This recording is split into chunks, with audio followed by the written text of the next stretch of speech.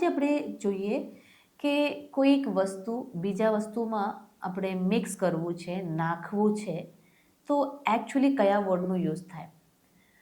ઘણા લોકોને ખાલી પુટ એમ યુઝ કરતા આપણે સાંભળ્યું છે, તો પુટ આવશે બધા જગ્યા પર કે બીજું કંઈ વર્ડ પણ છે. ઓકે, તમે કોઈ એક વસ્તુ જેમાં નાખતા છો એમાં જલ્દી મિક્સ થઈ જાય છે, એના માટે તમારું વર્ડ પુટ નથી, એડ છે. ફોર એક્ઝામ્પલ શુગર ને તો સોલ્ટ જેવું કોઈ બી વસ્તુ તમે જ્યુસમાં ને તો કરીમાં નાખતા છો તો જલ્દી એમાં મિક્સ થઈ જાય છે, તો તમે એડ સમ સોલ્ટ ને તો એડ સમ શુગર એમ કહેશો.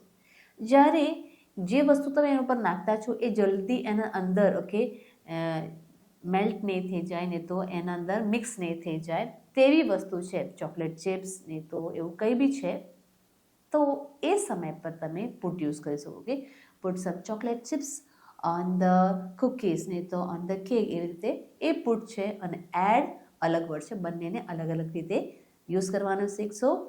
And please subscribe and like. With peace, you and me.